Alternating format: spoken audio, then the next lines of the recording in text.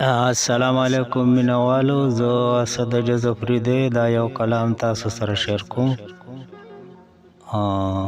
وی هغه زړه کچه کوټه برانه هیر نشي، هغه زړه کچه کوټه برانه هیر نشو، د مور مخلی لفټه برانه هیر نشي.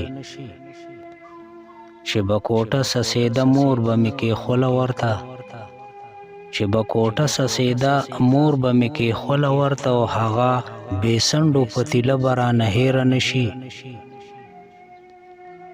مور به مې خرڅ ته جوړوله هم زمونږ لپاره، مور به مې خرڅ ته جوړوله هم زمونږ دپاره، او د صفیاکو ګواټه به رانه هیره نشي. پکې زنځیر نه و منې مونږ ورته تیږه کېښوه، پکې زنځیر نه و منې مونږ ورته تیږه کېښوه، ماته ګوډه دروازه به رانه هیره نشي.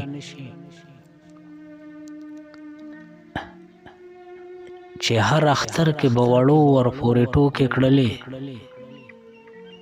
چې هر اختر کې به وړو ورپورې ټوکې کړلې، او هغه سوری سوری جوړه به رانه هیره نشي. د سکول تمامو ماشومانو به خندل ورپورې، د سکول تمامو ماشومانو به خندل ورپورې، او هغه شلیدلې شان بسته به رانه هیره نشي. ما د بېوسه مور په خپو کې پې خړپوسې کړي، ما د بېوسه مور په خپو کې پې خړپوسې کړي، د کنډر کور هغه کوڅه به رانه هیره نشي.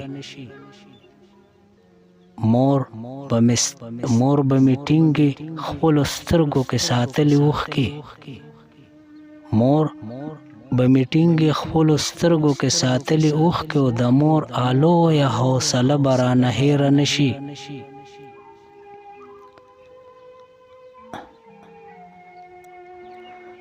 د اختر شپه وه کور کې هېڅ نه و نهر اوده شو، د اختر شپه وه کور کې هېڅ نه و نهر اوده شو، هغه د لوی اختر شپه به رانه هیره نشي. مونږ چې نهر به و نو مور اوده کولو به پرې، مونږ چې نهر به و نو مور اوده کولو به پرې، د مور د غریب ډکه کیسه به رانه هیره نشي. ما به د سکول کار پرې لیکل چې به ناڅاپه مړه شوه، ما به د سکول کار پرې لیکل چې به ناڅاپه مړه شوه، او د بوتل جوړه ډیوه به رانه هیره نشي.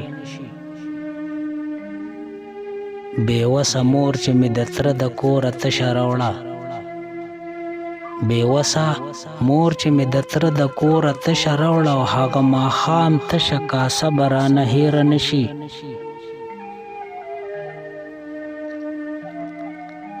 یو سړي دومره یو روټۍ پورې رټلې ومه، یو سړي دومره یو روټۍ پورې رټلې ومه، هغه سړی هغه غوسه به رانه هیره نشي.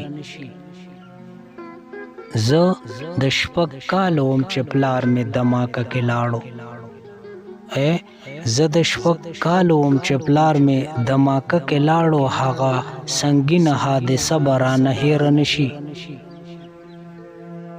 سړی روټۍ ته به د مور سره راغونډ شو ماښام، سړی روټۍ ته به د مور سره راغونډ شو ماښام، هغه د اړ ګرمه روجه به رانه هیره نشي. د اړ غرمه وه د ګرمۍ نه مې بېهوشه شوه مور، د اړ غرمه وه د ګرمۍ نه مې بېهوشه شوه مور، عمر به تیر شي غرمه به رانه هیره نشي. ما ترېنه سوال بیمارې مور ته د پیسو وکړلو، ما ترېنه سوال بیمارې مور ته د پیسو وکړلو، د خان راکړې دیکه به رانه هیره نشي.